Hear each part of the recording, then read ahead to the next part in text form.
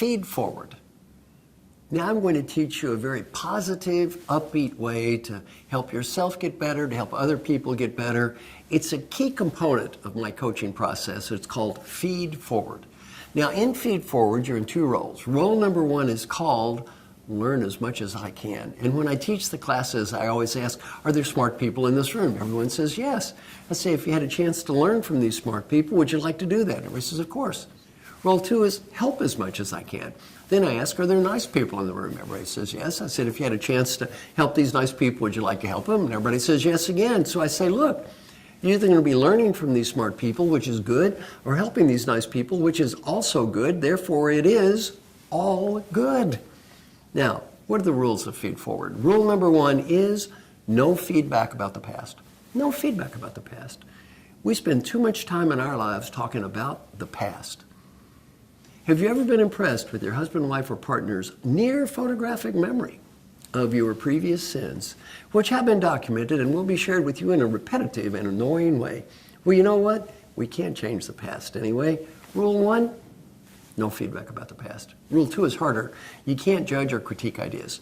In Feed Forward, you're asked to ask for input and listen to it without judging or critiquing. A good philosophy is, when I get an idea, I should treat it like a gift. Treat the idea like a gift. Now, if somebody gives me a gift, should I say, stinky gift, bad gift, I don't like your stupid gift? What should we say when somebody gives us a gift? Thank you. Treat the input like a gift and you say thank you. Now, how does Feed Forward work? Well, you can do this with a team, a large group. I've done it from 6 to 6,000. Each person picks one area to improve.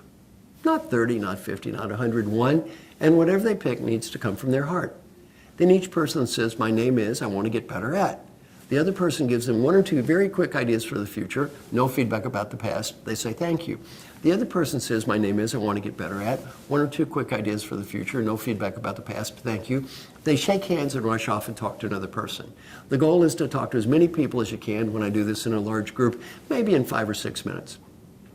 At the end of the exercise, I say to the group, I want you to complete this sentence with one word. This exercise was, and they all say positive, simple, helpful, even fun.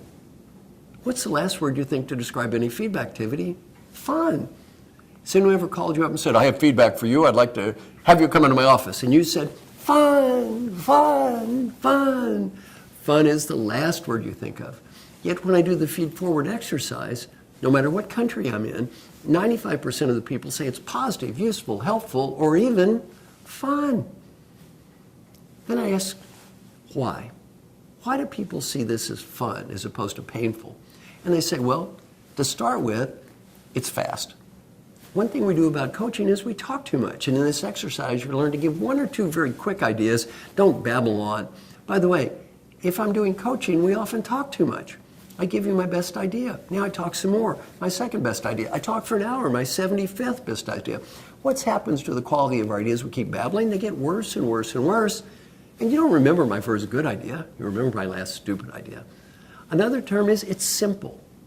It's not too complicated. It's positive. It's focused on a future you can change, not a past you can't change anyway. Have you ever made a fool of yourself in front of important people before?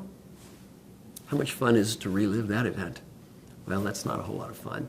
This is focused on what you can change, not what you can't change. Some other comments. No judging.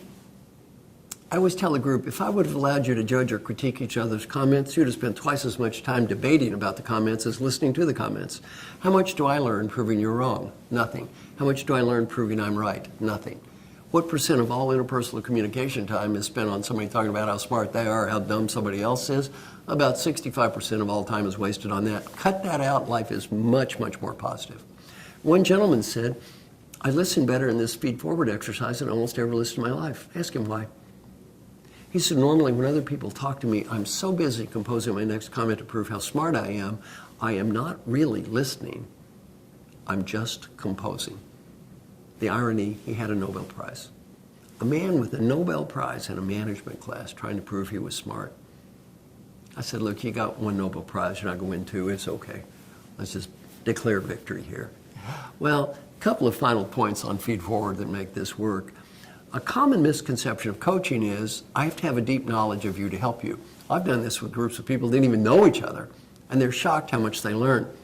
Sometimes we learn more from people we don't even know. They don't have stereotype, they don't have history, they don't have baggage.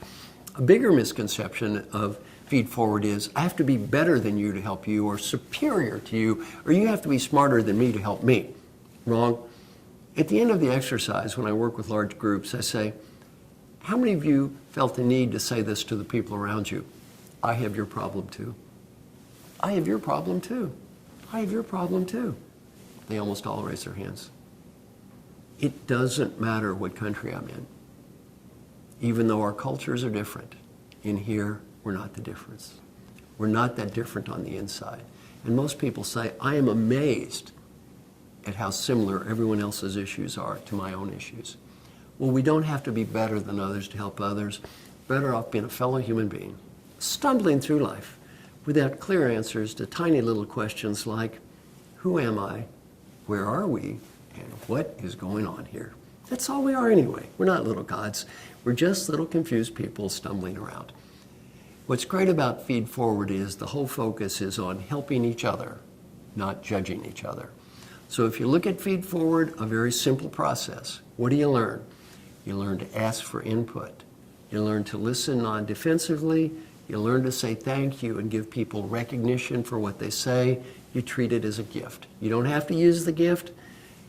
You listen to it and you thank them for giving you the gift. And on the other end, you learn not to judge. You learn not to critique. What's great about Feedforward is everyone is focused on helping everyone. No one is focused on judging everyone.